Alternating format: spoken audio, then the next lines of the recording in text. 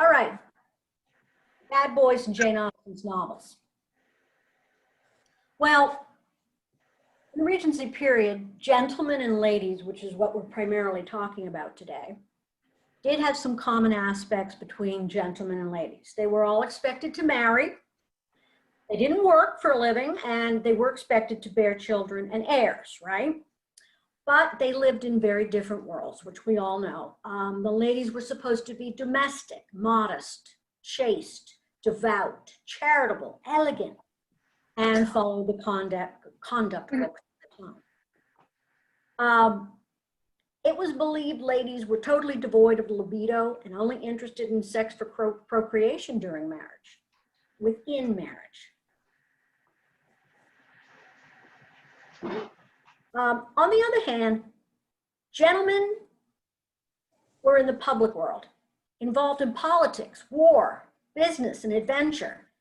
But as long as a gentleman married respectfully, sired an heir, behaved politely in social settings, he was basically free to run around with prostitutes and mistresses without guilt. Well, an interesting sidebar, and you probably didn't expect to hear anything like this. I'm not a Zoom bomber. The microscope was invented around 1600. Once scientists were able to look at sperm under a microscope, they noticed the sperm was very, very active and the egg was passive. Well, scientists concluded that's exactly what human behavior ought to be like between the sexes. Marriage was not the place for passion. It was an institution for begetting heirs and setting up a household, just as Charlotte Lucas did. Passion was supposed to be directed at mistresses and courtesans. Now, let's look at marriage. We all know once the marriage contract was drawn up, it was nearly a done deal. It was all about the contract, not so much about the marriage ceremony. Any gentleman reneging on a marriage contract would suffer serious consequences. And once a couple was formally engaged, the contract was signed, supervision of the couple dropped away. Now the couple were essentially married except for the church service. Denying a betrothed sexual advances during the betrothal was probably difficult for the female. Because once you were married, your husband expected full obedience from his wife. He could control her movements, her access to her family and friends, and even beat her for misbehavior. So we see at that time, 30% of babies were born in the first 7 months of marriage. Of course, I'm sure they all said they were premature. One more interesting sidebar. I'm just going to speak for another moment and then we're going to open the discussion. 15% of Paris and London at that time had syphilis and gonorrhea, but the percentage was much, much higher amongst the elite. Medical men of that era believed women were the source of infection. Some believed the secretions of an uninfected woman could spontaneously create syphilis in a man. Some others believed gonorrhea in men could be caused by too much sex, too little sex, sex with a menstruating woman, or after drinking too much alcohol, while the women were left uninfected. So they had some bizarre ideas about venereal disease. They believed that the cure was heat and mercury. Gowland's lotion, which we all are familiar with, contained mercury, and it was a common prescription for syphilis. I'm just wondering, in persuasion, if those freckles, and by the way, Gowland's lotion did take away freckles, the mercury took away freckles. Was Jane Austen trying to tell us something, or was this just a coincidence when it was recommended to Mrs. Clay that she use all that Gowland lotion to get rid of her freckles? Lastly, elopement.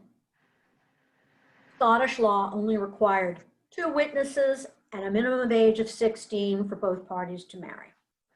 Gretna Green was only 9 miles from the last English staging post at Carlisle and only 1 mile over the Scottish border, sort of like Las Vegas today. Now, why elope or why not elope? Well, if you eloped without a marriage contract, we all know the legality of the marriage could be questioned, the legitimacy of the children could be questioned. With no contract, there was no guarantee for provisions for the wife and children's future. Once a woman eloped, her reputation was tainted, and she probably forfeited a good marriage anytime in the future if this marriage should not work or if he should die. But why do some of these characters elope? Why would anyone elope to Gretna Green? Well, young people did that when the parents or guardian were against the union, and it was a quicker path to marital bliss. Remember, without parental consent, a female had to wait until she was 21 to marry. So, one more thing, the Hardwick Act, which we may all be familiar with, required the reading of the banns in church over 3 weeks prior to any marriage occurring. This gave the community a chance to raise objections to the marriage. Let's say one of them was actually married already. Think of Mr. Rochester and Jane Eyre. He was already married.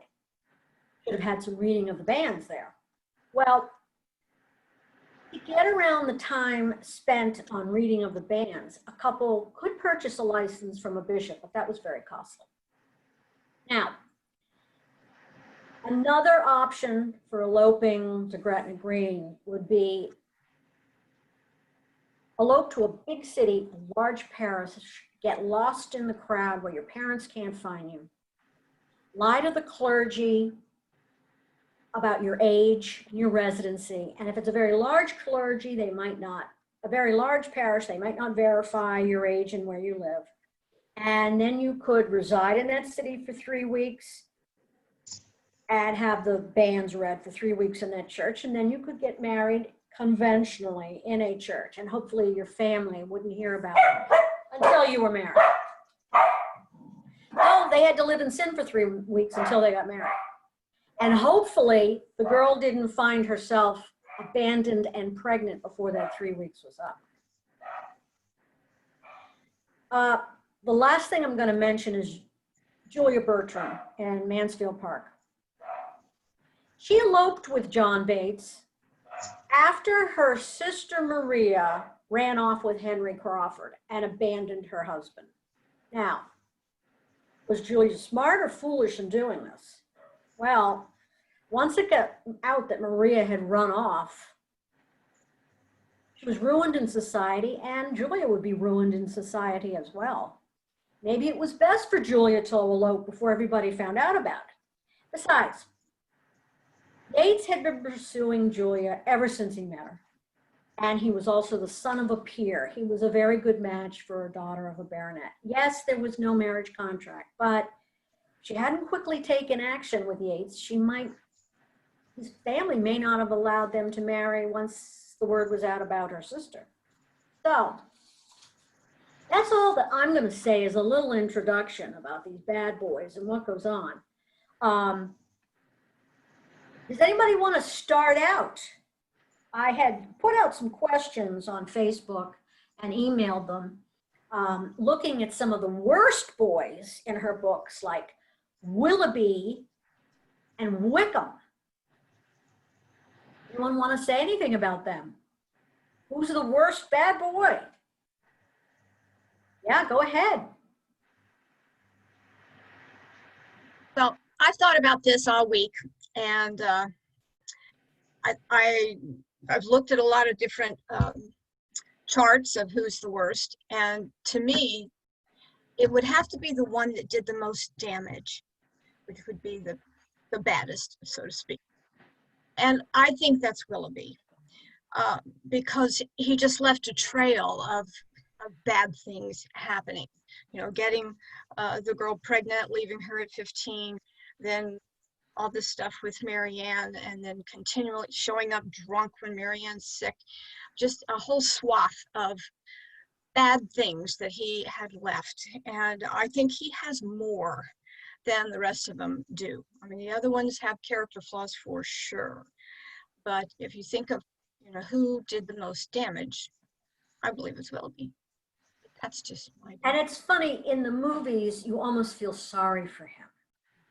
Because at the end, he's marrying a woman for her money, and he's doing what his guardians want him to do. Go ahead, Sandy.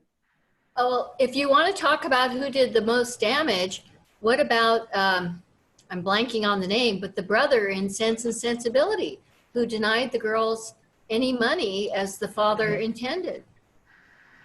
That's a real bad boy. Yeah. But no one ended up married out of wedlock. Yeah. Well, you have to compare is living in near poverty versus, married out of wedlock.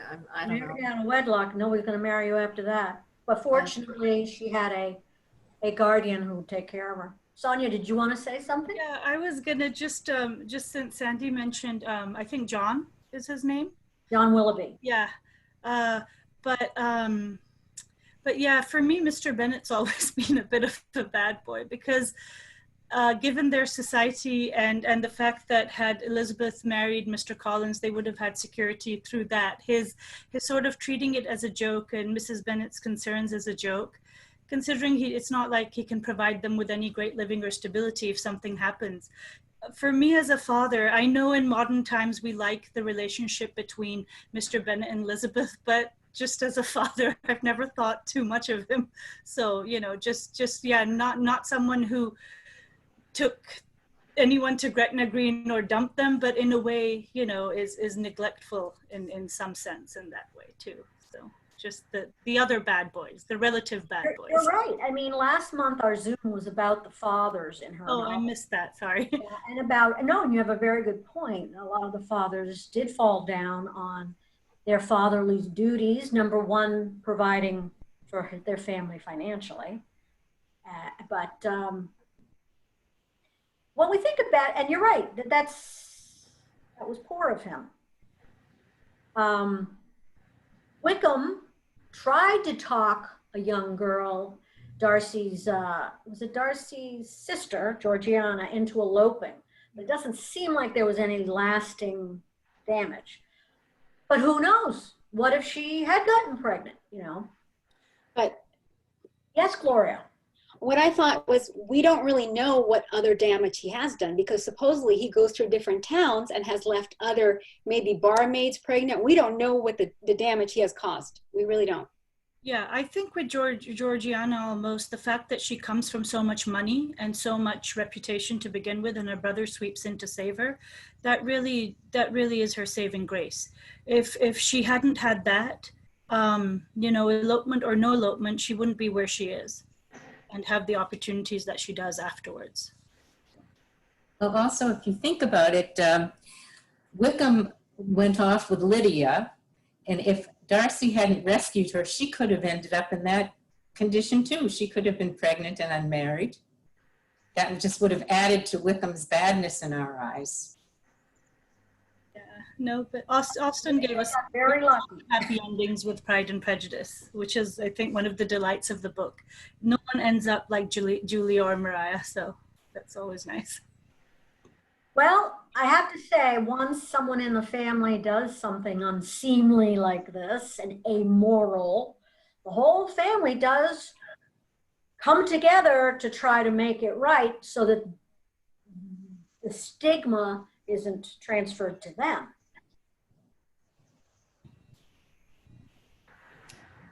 Yeah, but with Darcy and Bingley marrying, the Elizabeth and Jane, and that Lydia does end up married and stays married, because I'm figuring she probably stays married because Wickham does see some gold in the future for himself, ongoing gold with Jane and Elizabeth. So Of course, for me, Lydia tends to have a happier ending than she perhaps deserves. I don't think Lydia is going to be it could be easy to live with. So Wickham got his in the end. Yeah. Go ahead, Jean. Yeah, just changing villains for a minute here.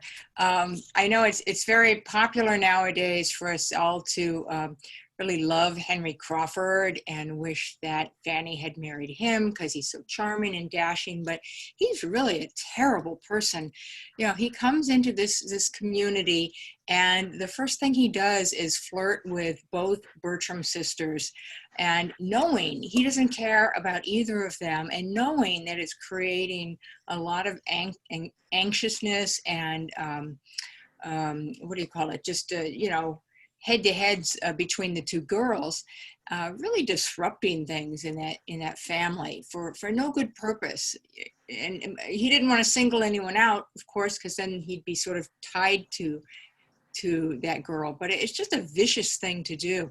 And then as soon as the house empties out and there's Fanny, you know, he wants to create a hole in her heart, just for his own amusement. I mean, it's just a really devious, hateful thing to do. I mean, that's bad enough. But, you know, then what he does with Mariah, and you know, just because she ignores him, he feels left out. And so then there's this challenge he's got to overcome to get her to like him again, and then to run off with her. I mean, nothing's going to happen to him. I mean, he could have just shot her, you know, because her life was just destroyed after that. It's just sheer evil, really. But why are these women doing this? Sex appeal.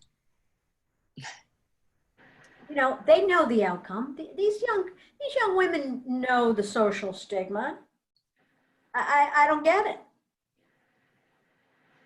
Come on, they're like 16 to 20 years old, you know, and with Henry Crawford, he really made them feel they were adored by him or flattered by him. He wasn't even handsome, but he was charming. And the only reason Fanny wasn't taken in was because she observed, before his attentions to her, she had a front row seat to what he was doing to Mariah and Julia, and saw how deceptive he was. And so she knew that he couldn't be trusted, but they didn't. They just thought, oh, maybe he likes me. Oh, I think he likes me. And you know, why would Mariah run off with him? Well, why'd she marry Rushworth? You know, she wasn't too bright. Yeah, no, I agree with Jean. I think that he's charming, but he's also very flattering. And given their ages, you know, I mean, it's one thing if they were 30, 40, I don't know, had more experience, but they're young girls. Here's this guy blatantly flirting with them.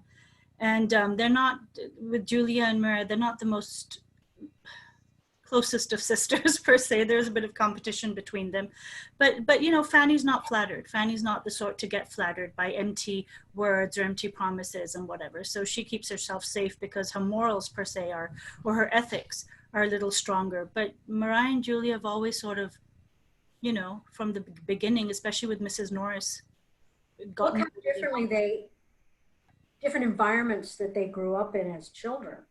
Well, they grew up on the docks. She probably was less naive than the Bertram sisters, who grew up in that beautiful home on those grounds. Yeah, but Fanny comes when she's 10 years old, you know, and then she's with them for the rest of the time. She doesn't go home. So yes, even though her beginnings are at the dock and she has seen something different at such a malleable age, I think what strikes me more is the position and the place she's not maybe allowed to forget the docks, is how I see it, because she does grow up in the opulence and she does have a room of her own, albeit the attic, but she is not, thanks to Mrs. Norris especially, she's not allowed to forget the docks. And that might have something to do with it, yes, too, with how they perceive Henry Crawford. Well, I think I need to keep in mind, Michael, here, I'm going to have you give Michael a chance. I have to keep in mind these girls were probably quite naive. It's not like the year 2020. Yes, Michael. The Bertram sisters suffered from a lack of parenting. Both of their parents were largely absent. Their mother was absent even when she was present. She was absent to pretty much everybody except her dog. No offense, Elizabeth. And the father was also literally absent quite a bit of the time, looking after his business interests, but he was also very remote emotionally. So the daughters didn't really have parents to whom they could turn for advice or support in making tough decisions. So that's the best explanation I can come up with to answer your question of how could they have been so stupid. And we talked about last week when we talked about fathers that Mr. Bertram at the end of the novel does say he wished he had done things differently in raising his children. Yeah. Well, anyone else have something to share at the moment? Well, how about, those are ways to be bad, seducing and leaving girls, but there are other ways to be bad. I recently actually re-listened to Northanger Abbey, and there are a couple of bad guys in there. Like, for example, General Tilney, who had the nerve to send poor little Catherine off all by herself with no money on whatever they called it, a post-chaise. Mm-hmm. And then the other one in there is John Thorpe, who is just interested in causing trouble, trying to find, making Catherine Morland out to be a rich girl when she isn't, and just causing trouble for everybody. So there's more than one way to be a bad boy in Jane Austen. Well, I think we see some bad behavior from the male characters when they're looking for wives. As in John Thorpe thought that Catherine Morland had money, so he was trying to impress her. Same as Mr. Elton, going after Emma. I mean, she came from money too. I mean, were they being just trying to find the best match? I have something to say. I think with Elton, yes, he was looking for the best match, but he was very clearly a social climber. And even Mr. Knightley, when he was talking to Emma about it, when they were saying, oh yeah, Harriet might be a good match for Mr. Elton, Mr. Knightley was like, well, no, he may be a nice guy, but he knows the importance of making a practical match. So like Elton, I wouldn't really necessarily call him a true bad guy like we do with Willoughby and Wickham, but just the way his brain works and how he wants to try and climb the social ladder, and his rejection by Emma eventually leading him to Augusta Hawkins. Like, it's kind of weird. He's kind of like in the middle. So he's not really bad, but we still are like, oh, why are you doing the things you do? What I find with him that I really can't forgive is the way he treated Harriet at the dance. He picks on the weaker kid. Yeah. How about Edward Ferrars? I mean, here he was engaged to Lucy Steele. Was he misbehaving at all or just stuck? Well, actually, I think we could say he's a good guy because he made a commitment to Lucy, and he was going to stand up for it. Right. Too bad it wasn't in our heroine's interest, but things turned out all right in the end. Yeah. Well, I'd say Lucy Steele was more the bad girl than he was the bad boy. Well, again, Lucy's looking for the best match. Some people seemed a bit mercenary, looking for the best match in life. Remember, once you made a match, it was forever. And it determined your entire life. Go ahead, Jean. Yeah, I think there's a distinction to be made between just what you're saying, Elizabeth, being a little bit mercenary, trying to get a good match. I mean, you had to. That was the only way, Mr. Elton was going to have a more comfortable life, was marry someone with money. And, but that's completely different from toying with women or getting them pregnant just for a few moments' pleasure. Like Captain Tilney probably was. In fact, in one of the Northanger Abbeys, they actually show him and Isabella Thorpe off rolling in the hay. We don't know that really happened, but it could have, I suppose. But I wanted to point out one of our attendees here, Abigail. You have a wonderful virtual background. Look at it. Look at her background, everybody. She's got at least 2 Willoughbys. She's got Walter. Let's see, William Walter Elliott. Who else is in there? That's great. And you know what? It's the background from the Facebook photo. Oh, I didn't know. Yeah. You know why Abigail has the best background? Because she's the youngest one of all of them. We're just trying to figure out how to get on this. So who's your favorite bad boy then, Abigail? That's a tough question because, you know, all the bad guys kind of hate him by the end. And, you know, I don't know. I have to think about that one. That's a good question. Yeah, because, like, the bad boys in Jane Austen, they're really terrible people. Like, you kind of figured that out. But I think it's funny, when I first heard the term bad boys, I was thinking of, like, the modern use that my generation uses is the word baddie. And that's usually meant to describe someone who's, like, always on, like, they're always on top of, they're on the best of their game all the time. So I always imagine, like, Elizabeth Bennet as, like, a baddie, because she's, like, powerful, she's got the wit all the time. And so it's kind of funny thinking about how the generation has kind of changed that lingo from, like, bad, villainous to what we kind of, my generation, use it nowadays. It's so true, like the expression, oh, that's so sick. Yeah. That's so great. Well, I have to say, I mean, obviously we have some seducers who cannot be made good here. But one of the male characters who bothers me the most of any of the novels is Frank Churchill.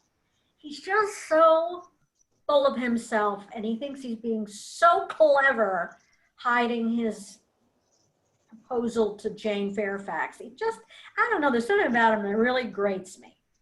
Well, and the thing about him is that he causes Emma to fall from grace. Perhaps she needed a little bit of that, but he influenced her for the bad. And just think of what humiliation he brought to Jane. I mean, she was, I feel sorry for her. And I mean, if she were in cahoots at the beginning and he said, look, let's try to pull this off. Let's try to keep this a question. But I don't think she felt that way. I think she was truly hurt by the way he was acting. And he was a spoiled boy. You know, Miss Churchill would let him have whatever he wanted, and even, I think, alienated him from his father. And of course, there were choices. You know, there was money involved as well. But I don't think he was villainous. I just think he was, like you say, Elizabeth, full of himself. But I don't know whether if I were Jane Fairfax, I'd have taken him back. I don't know. He had no choices, though. There was going to be a governess. Mm-hmm. Yeah, that's true. Or find a husband. Mm-hmm. Yeah. Well, of course, these gentlemen of the Regency era were expected to sow their wild oats before they got married. And I doubt they were expected to sow their wild oats with ladies. So it seems doubly bad that they're fooling around with women of this class. They shouldn't be playing games with this class as a gentleman. You know, to go down to the docks and pick up a woman, that would be perfectly fine for a gentleman. But he shouldn't have been pooping in his own living room. I don't know where that just came from. That's the dogs.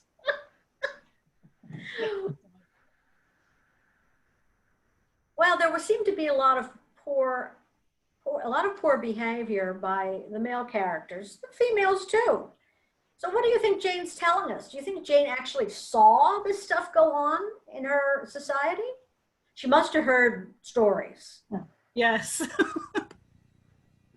I absolutely think she saw a lot of things all around her. Well, it's funny how when you first read these books as a teenager, perhaps, you just kind of don't quite get how serious that behavior would have been for the characters. You know, just skim over the book and the story. But the more and more you read her books, there's so much more depth to it. And Jane really was trying to show you some lessons in life, what to avoid, what to look for. You know, I read her books when I was the first time I read them when I was a teenager in Pakistan, and given the culture in Pakistan, which is where such behavior, bad boys and good girls, and the premium put on being good, especially for women, is so high. These things just leapt out at me. They were the reason I like, you know, for me, honestly, I wasn't, yes, it was very nice, Elizabeth, Darcy, etc., all the stuff going on. But for me, it was the social satire, but also the consequences of all these things, because these things were happening around me too. If not the elopements in Gretna Green, you know, a lot of stuff that shouldn't have happened, cross class love, or guys promising marriage to naive teenagers, girls, and them getting involved, and then sometimes even, you know, clandestine abortions in a country where abortions are not readily available, especially when it comes to premarital sex of all things. So for me, that was always there. Like, for me, that was the predominant part of all the novels, which really got me to love Austen's work and connect with it at a very visceral level, rather than, you know, when are Darcy and Elizabeth gonna get together? I figured they'll get together, but so yeah. That's what's so rich about her novels, is everyone that comes to her novels is taking something different away from them. And I, as a 13-year-old growing up spoiled, only child, I just glossed over all those negatives. You're right. I was looking for Darcy to marry Elizabeth. I just didn't know anyone that had ever experienced any of those things. I couldn't relate.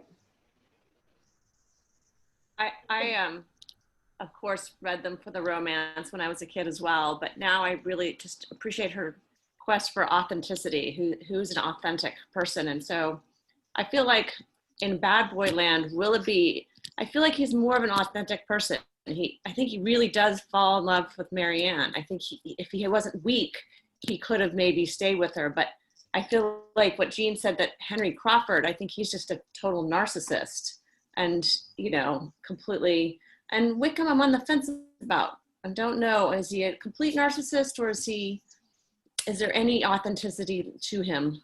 I think not in the end. Well, look at Henry Crawford. Where does he come from? He's been in the West Indies. It sounds like he could have a drinking problem. And he probably was running around on the plantations like a wild man. And now he's come back to English society. Yeah, it's a huge culture shock for him.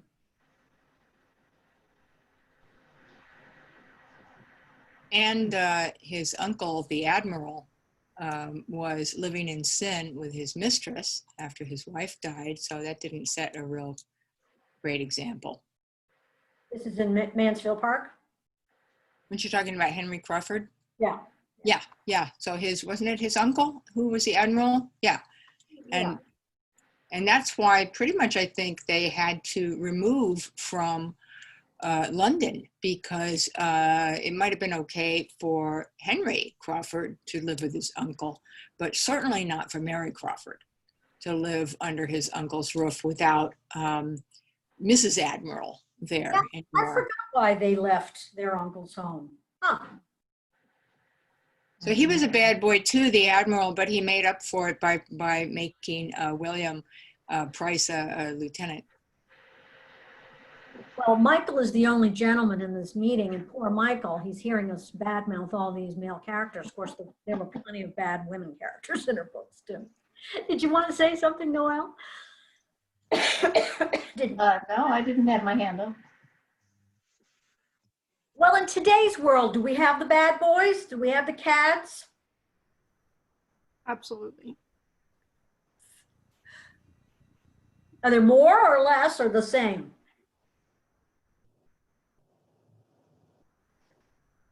I think, you know, it's about, I don't know, you kind of see the same archetypes over and over again. You're like, that wasn't it. Abigail might know, because she's a lot younger than we are. Yes, Michelle.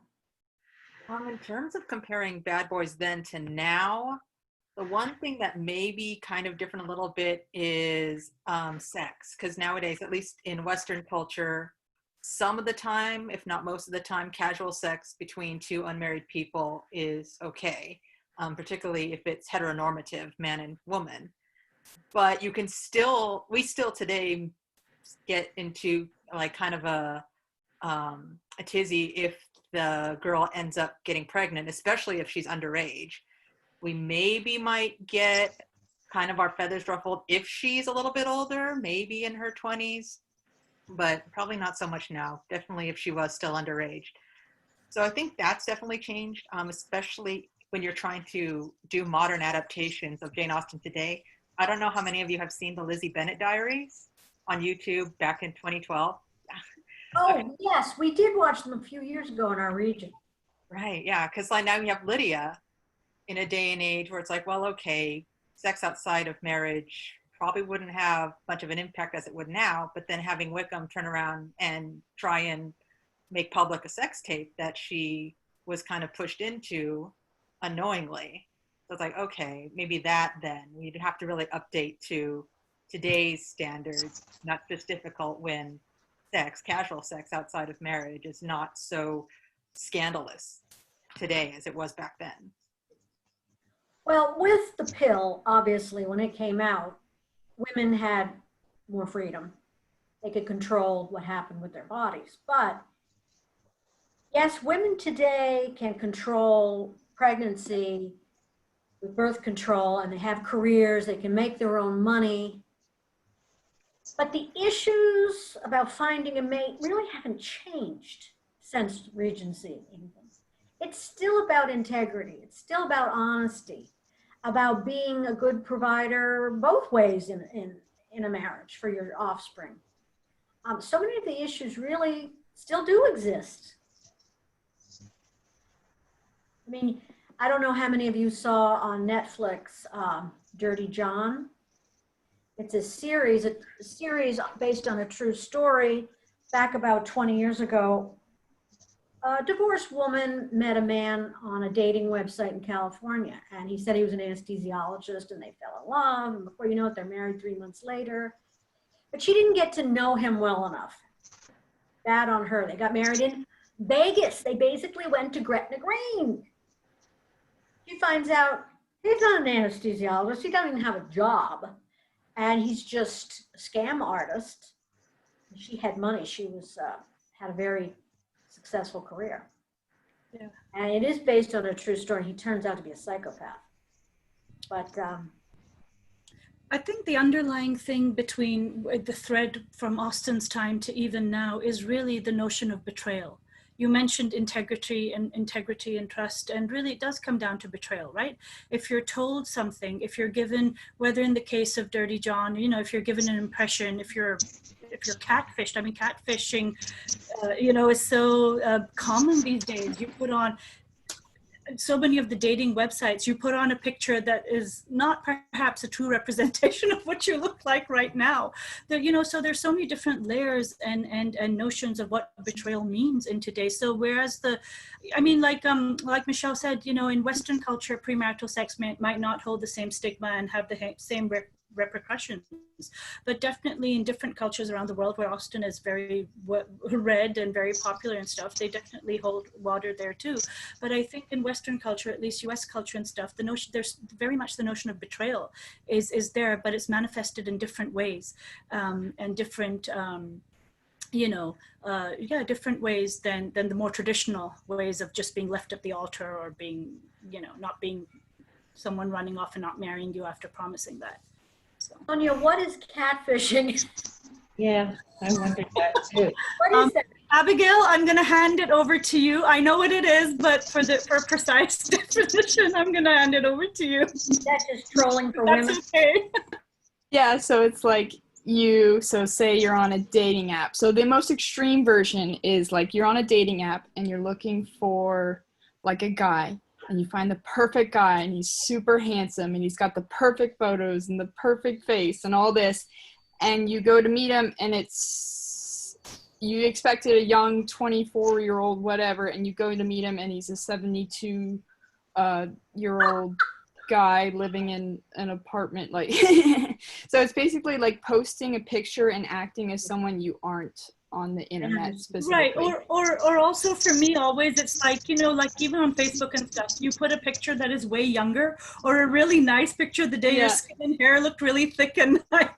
And then It's you not go always that, yeah, and you're it's not always that extreme. It could be "Guys." like you a couple years ago when you were a skinny mini and you had clear face and pretty hair, and you might not look like that so much now, but Got it.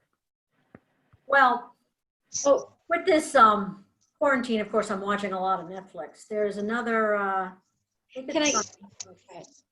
there's another series called Indian Matchmaking, where a lot of Indian young men and women of Indian descent, whether they live in India or they live in the United States, are going back to matchmaking today because of the lack of integrity and people misrepresenting themselves on websites and dating services. So maybe there is a trend back to arranged marriages. That was a fascinating show, that matchmaking show. I have to say, I watched it. And just just a quick thing about catfishing is it's actually can be quite dangerous in romance scamming. You know, obviously sometimes they're like, you know, people in Africa or other countries Russian in financially trying to scam you. Unfortunately, it happened to my father. So, Yeah. You know, with the Indian matchmaking, I don't know necessarily if it's a trend towards that. I think it's always been there. It's just that with the show, more people who might not be, you know, cognizant of that are now aware of that. But because, and a lot of people, I think, confuse arranged marriages to forced marriages. I mean, forced marriages are where you don't have a choice. But as we see in Indian matchmaking, you know, the girls and guys meet and they connect and whatnot. But that said, the underlying patriarchy still seems to be where the boys and the guys' family seem to have more power in the dynamics, and the girls' family often does. You know, the only criteria that seems to be important for a guy is how much is he making. But for a girl nowadays, it seems, and this goes across to a lot of the arranged marriage cultures, seems to be not just what she looks like, as we see in Indian matchmaking, what the criteria is, but also how educated is she? Does she have a job? Will she be able to bring an income in?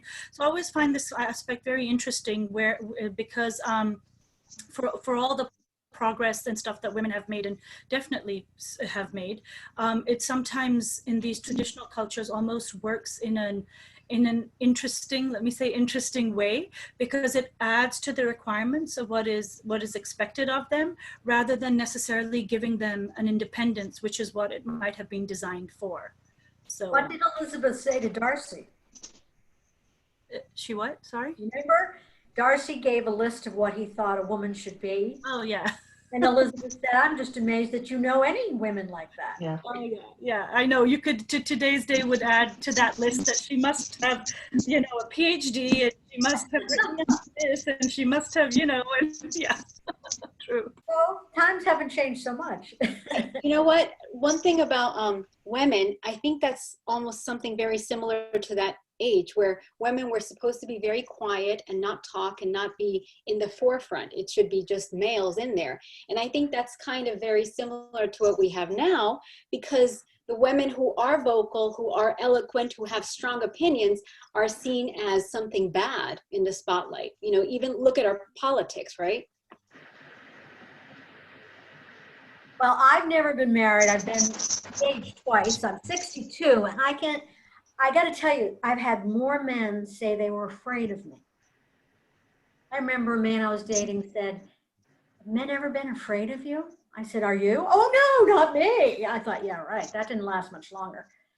But yeah, it can be very threatening to another person, the more outspoken and opinionated and successful that you want. Yeah, absolutely. The intimidated, you know, we're intimidated by you. We're intimidated. What are you so intimidated by? But okay. Well, in Jane Austen's era, a woman would have kept her mouth shut until she got married. And then probably her true self might come out.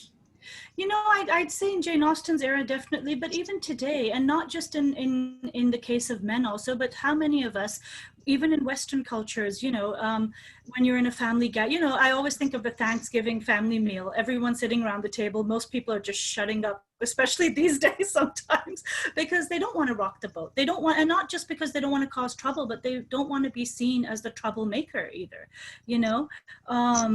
So it's just interesting that things, but I will say, I think for me, as so far, things have nevertheless changed a lot. And the fact is, for those women who are able to earn their own good, solid, independent income and leave a marriage and still be able to pay their own bills, that sort of independence and that sort of choice and decision was definitely not available in Austen's time, but it is now across the board in many, many cultures, you know, depending sometimes on the socioeconomic background that you come from, it can be easier to have that sort of independence, but it's definitely there. If you know, and there's a lot of support now, like in Austen's time, Maria, etc., would have been ruined, but nowadays they're not so ruined. No one's that ruined anywhere, because if you can earn your own income, you can dictate the terms of your ruination per se in many ways. Yeah. We're not Regency completely. Well, with all this independence today, women are obviously having to give something else up. And I'm not sure what all that could be, but society in Austen's time had expectations of a gentleman if he got a lady in trouble in that society. Now, granted, it was a girl off the docks, that's different, but there was, I'm sure, a lot of societal pressure, which there just isn't now. Go ahead, Noelle. I would just like to ask Sonia if you felt that contemporary Pakistan society was similar in many ways to Jane Austen's time period. Do you think there was any of that British 19th century inheritance in Pakistan, or was it just the way the culture was anyway? Can you repeat, you're asking about inheritance laws or? No, just the idea that the British culture that was predominant in Pakistan for the during the 19th century, Yeah. that have an influence on current Pakistan, or is that just the way the Pakistani culture was anyway, as far as arranged marriages and women being quiet and so on? You know, I think if we're I mean, when you bring up British Empire, because that is how Britain came into, you know, Pakistan, the subcontinent, it was until 1947, it was the Indian subcontinent, and it was a colony. And Right. akin to all the colonies, the British came in, they bought their own laws. Victorian Britain came in, bought their own mores. So I actually think the culture on the Indian subcontinent between the Hindus, Muslims, Sikhs, Jains, so many different religions was very, very different. And it was definitely influenced by a lot of the restrictive Victorian culture. For instance, in Muslim culture, there was dancing and singing. Hindu culture, definitely, but a lot of what was considered, you know, I don't know if anyone's aware, but I've written, I'm the author of the novel Unmarriageable. And it's a parallel retelling of Jane Austen's Pride and Prejudice, and it's set in Pakistan. And this question that you brought up actually is part and parcel of the entire milieu of the novel, because it's set in contemporary times, but refers back to Austen's time and stuff. And so, for instance, in Hindu culture, dancing and the Kama Sutra comes out of, you know, Indian Hindu culture and stuff. And this was something that the British Victorian times were not happy about. So you know, so they definitely changed the culture, the sexual culture of that entire continent, and because of their policy of divide and rule, so that they could basically divide different religious factions and rule, they made more of a difference between Hindu culture and Muslim culture, which wasn't necessarily there. It was a very porous thing to begin with. But to answer your question, for contemporary Pakistan, the Muslim culture, I always equate it to puritanical Christianity culture, evangelism, where honor and being pure and being a good girl and not, you know, sure, dating before marriage, but knowing your limits and not doing anything which would be frowned upon is very akin to Muslim honor culture also, except that there's no dating there, really. You know, but the premium put on purity in both these religions, these pockets of fundamentalist religion, you know, the religious factions that follow the fundamentals per se, are very much akin, and they seem to always rest in how honorable a woman is, in how she conducts herself, and that makes her price go up in the marriage market and otherwise. So yeah, Pakistan has, you know, it has the Muslim culture predominantly because it has other religions also, but but the British mores and stuff have bled through it and are very much there. But the reason they've bled through it also is because of religion and the ties that it had, the honor ties that all the fundamental, religions had at that point. So I don't know if that answers your question, but. Yes, it does. What you're saying is there was influence. It was not the only thing, but there was definitely influence. And that's, Yeah, I mean, I was sort of thinking, you're looking at, it's like looking back 150 years to Jane Austen's time right now there. Yes and no. I mean, the thing is, like I said before, I think the reason we all connect so well with Jane Austen's work is because she does bring up universal concepts of, things that we still have around us, like you've all said, be it betrayal, be it integrity, being what it means to be a good person, what it means to be a true friend, a good husband, a good father, etc. All these things she writes about, things which I don't even want to call them modern and progressive. They're just across time. Right? I'm sure in caveman time, they were scratching their heads thinking, this guy ran away from the lion when he should have, that sort of stuff. So that universal thread is there, I think, through time immemorial. And I think Austen's work really helps it come across because she writes in what we now consider very normal, but for her times, she doesn't waste time on, for me at least, she doesn't waste time on the dear reader aspect the way Dickens and stuff does, right? Her novels just zip along. It's like, and she doesn't tell the reader what to think. She leaves it up to us. Think what you want to make of Henry Crawford or Julia's behavior, etc., etc. And that is a very modern sensibility to let your readers decide the morals of your character rather than telling them, dear reader, this character is a very bad person and they should have, So I think that's why we all connect so well to Austen's works and her novels and everything. But yeah, no, Pakistan is not Regency England. I mean, I know some people like to say that, but it's absolutely not. I mean, it's a very modern, progressive culture in many respects. The thing, though, is that with all Islamic cultures or all predominantly Muslim cultures, in the Islamic faith, premarital sex is a sin. Christianity may have moved away from that per se, which is a good thing, but in Muslim culture, still that's very predominant. Premarital sex is a sin. So the importance of marriage is because literally you cannot go on to your next chapter of having sex and having children legally until you get married. So that is the only real common denominator I see between that time to this. Otherwise, women are highly educated and have always been. I mean, my mother was, but nowadays more and more, especially younger women, perhaps Abigail's age, they're going out, they're earning their own. There's some are choosing not to marry, not to have kids, even getting divorces if they can afford to do so. So it's a very different, it's definitely not Regency England in that respect. So on that network, that series on TV, Indian Matchmaker, it does show some very successful Indian young women who say, gee, I'm nervous about getting married. I've worked so hard to accomplish what I have. Am I going to be able to get that freedom after I'm married?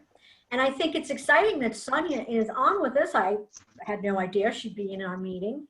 And I want to plug her book, Unmarriageable. You can buy it on.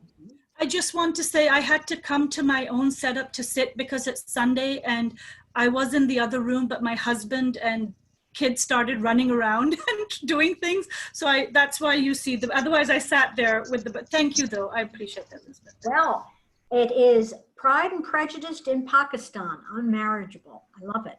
I'm gonna have to check it out. Well, did anyone else have anything to say about our cads and bad boys of the Regency era before we wrap it up?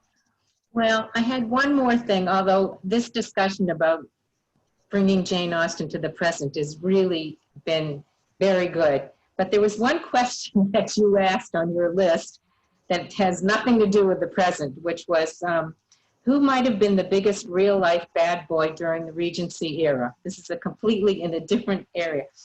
And I happen to have this lovely thing called Persuasions, which is the journal of JASNA. And there was a wonderful article written in 2015 by someone named Jocelyn Harris, I don't know who she is, which says that the worst bad boy in Jane Austen's era was the Prince of Wales at that time. His father, George III, was deemed incapable of ruling. So the son, who ultimately became George IV, was called the Prince Regent. And he was a terrible bad boy, running around all the time, and apparently lived not very far from Jane Austen at one time in his life. So she got to see what he looked like. And he was a gambler and a drinker and a womanizer and a bigamist and everything bad that you could imagine. And this Jocelyn Harris says John Thorpe was the of Northanger Abbey, was the image of this Prince Regent, that his bad behavior, like driving fast. And then the other irony, of course, we know that Jane Austen was forced, I don't understand why, but she was forced to dedicate her book to the Prince Regent. And she didn't like that, but she did it. Yeah, he was a fan of her novels. Yeah. And she didn't think much of him. He was a bad boy, and he was, ultimately the King of England. Yes, Michelle. I would love to hear everybody's thoughts about Mr. William Elliot in Persuasion. Yeah, we didn't talk about him. The younger one. About him, except that now he's widowed, and he's self-centered, and obviously his wife was better at economy than he was, his widow. Yes, Mary. I think she's talking about the the nephew, who I think is because his plan. Oh, I'm sorry. I mean, that's the way I heard, and I feel the same way. To me, he was trying to work his way into the family actually establishing another heir. And in a sense, if you talk about bad boys, he was trying to usurp all of the power, anything that Jane had, the whole estate. So he was very evil, along with Mrs. Clay. So he's way up on my list. And then he runs off with Mrs. Clay. Yeah, I don't see poor Mrs. Clay as that evil, honestly. I don't know. I think I have a soft spot for women like her, the Mrs. Smiths, the Mrs. Clays, all of the, I mean, she's plain, poor thing. She's having her, she's getting some jollies being Elizabeth Elliot's favorite. She's the manager's daughter also. And then I think I forget, was it Jean who's talked about Henry Crawford being charming and managing to flirt away with Julie and Maria. I feel with Walter Elliot and Mrs. Clay the same sort of thing, I just think women like that are sort of there's an arc of being naive and living kind of in a dream world. And I think a lot of these young women lived in, fantasy land someplace. And some of them, like Mrs. Clay and others, I don't think they were evil. I just think that they were kind of had sort of attaching themselves to the dream in a way and hoping for the best. They were sad, kind of sad characters in my opinion. No, I think Mrs. Clay actually had 2 children. So she was looking for a future for herself and found somebody. And she was lucky because he could have, he was actually after Anne at one point, it seemed. And she snatched him. Well, we don't know that they get married. No, we don't know they ran off together.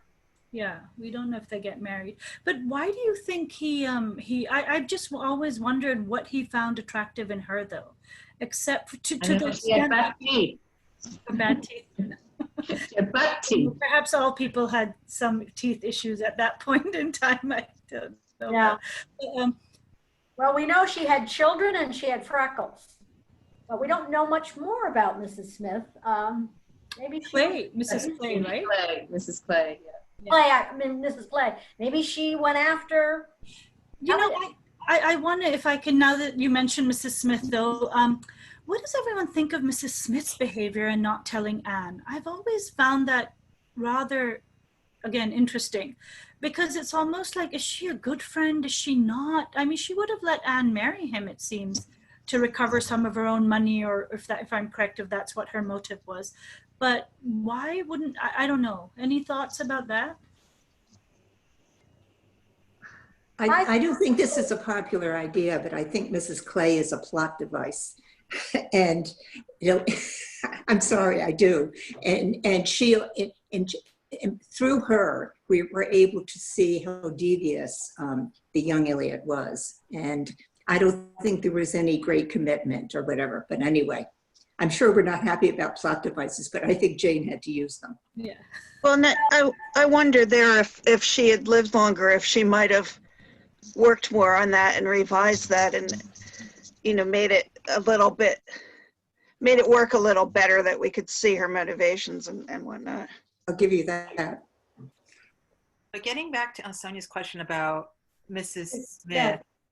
Smith, because didn't she say when she found out that Mr. Elliot had proposed to Anne, she did go ahead and warn Anne about what Mr. Elliot had done to her and her deceased husband? Because if she'd known that information, wouldn't she have just been like, oh, I don't have to say anything? No, I think she warns him after Anne said, not warns her, but she tells Anne about him after Anne says she's not marrying him. She doesn't. Oh, okay, it's been a while since I'm right. I think that's how it is. Yeah. Okay, yeah. Well, you know, I think people are very loath to get involved when people are engaged. Sometimes I think they think, oh, well, they may know already and they don't care. Or maybe Mrs. Smith thought Anne needed to marry him for the family, so why rock the boat? But that's an interesting question. It does for me though, throw her. I mean, I don't know if I would call her a very sincere, I mean, if we're going to talk about integrity in today's world and how it changes and stuff, and if we're going to ask what it means to be a friend then and now, I don't know if she was the truest of friends in that instant, at least for me. I think I would agree with you on that, Sonia. It appeared to me that Mrs. Smith was keeping silent about the potential marriage of Anne to Mr. Elliot, at least in part because she was hoping that Anne would be able to influence Mr. Elliot to act on behalf of Mrs. Smith to resolve her financial situation. Yeah. And that Anne would be in a better position to do that if they were married. Yeah. Yeah, that's how I've always read it, and it's always left a bad taste in my mouth as to what sort of friend who she was a real friend to. Hers. I mean, I understand it also. She's in dire straits. I mean, she's left with nothing, as we see. You know, she's pretty destitute. But you know, so there is that. But just if I'm just looking, from just a friend perspective, that's not a very high moment there for her. Yeah. Well, I think we need to wrap this up.